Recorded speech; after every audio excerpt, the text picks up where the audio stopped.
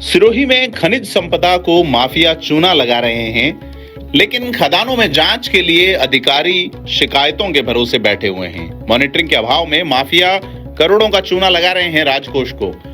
Think 360 की खबर के बाद हाल ही में हुई एक बड़ी कार्रवाई यानी 75 करोड़ रुपए की वसूली के आदेश ने पोल खोली है कि स्थानीय अफसर और स्थानीय सिस्टम जो है फिलहाल काम नहीं कर रहा है। चौंकना लाजमी है, पर हकीकत यही है। सेलवाड़ा में चल रही अन्य खदानों की भी जांच हो जाती तो इस तरह के मामले सामने आ सकते हैं। अवैध खनन से राजकोष को लगातार चूना लगाया जा रहा है, लेकिन अफसर जो है वो शिकायतों के भरोसे हैं। खदानों की मॉनिटरिंग भी भगवान भरोसे नजर आती है, और यही नहीं, अभियानों में खानापूर्ति भी नजर आ रही है। प्रदेश स्तरीय अभियानों का ढिंढोरा पीटा जाता है, लेकिन सिरोही जिले में कार्रवाई नजर नहीं आती। अब हजारों मीट्रिक टन अवैध खनन कर लिया गया, शिकायत हुई तो कार्रवाई हुई है, लेकिन अब जो है वो प्रशासनिक अधिकारी अपने स्तर पर सो मोटो कार्रवाई करते हैं या नहीं, ये देखने वाली बात होगी। क्या कुछ कहते हैं अधिकारी और शिकायतकर्ता भी, आइए जानते हैं। जी, सेलवाड़ा में अवैध खनन के ऊपर प्रहार हुआ है, जिसके अंदर कार्यालय को प्रवीणनाथ गोस्वामी के द्वारा शिकायत प्राप्त हुई थी कि 3 खनन पट्टाधारियों द्वारा मार्बल का अवैध खनन किया कर बेचान किया जा रहा है, जिसके अंदर खनिज अभियंता कार्यालय को जानकारी हुई और हमने उच्चाधिकारियों से संपर्क किया कि 3 माइंस हैं और उसको जांच करानी है ड्रोन से। तो अधीक्षण खनिज अभियंता जोधपुर के नेतृत्व में निदेशालय द्वारा गठित टीम है, वो टीम यहाँ पर आई और 2 दिन में तीनों खनन पट्टों की जांच की गई। एक खनन पट्टा था ओ माइंस एंड मिनरल्स, जिसमें अवैध खनन 840 टन का मिला, जिसकी पेनल्टी 14.70 लाख प्रस्तावित की गई। और 2 खनन पट्टे थे जो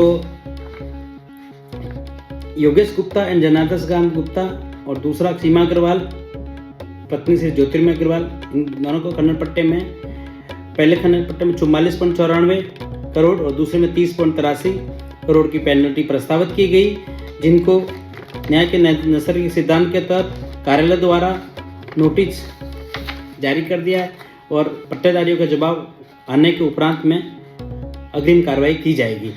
शास्ती वसूली संबंध अग्रिम कार्रवाई की जाएगी।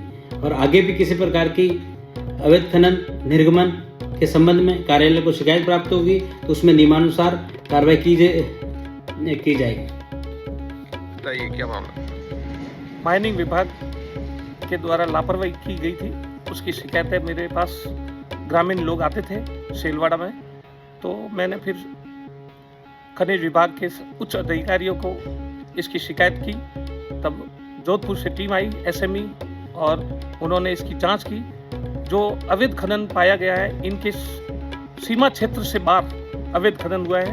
वो सरकारी भूमि थी और राजस्व को इतने करोड़ों का नुकसान पहुंचाया, और ये सब मिली भगत विभाग के अधिकारी एमई जो सिरे बैठते हैं, उनकी जिम्मेदारी बनती थी, उन्होंने ध्यान दिया नहीं और इन विभाग वालों ने साठ गाड़ करके ये सब चलाते रहे।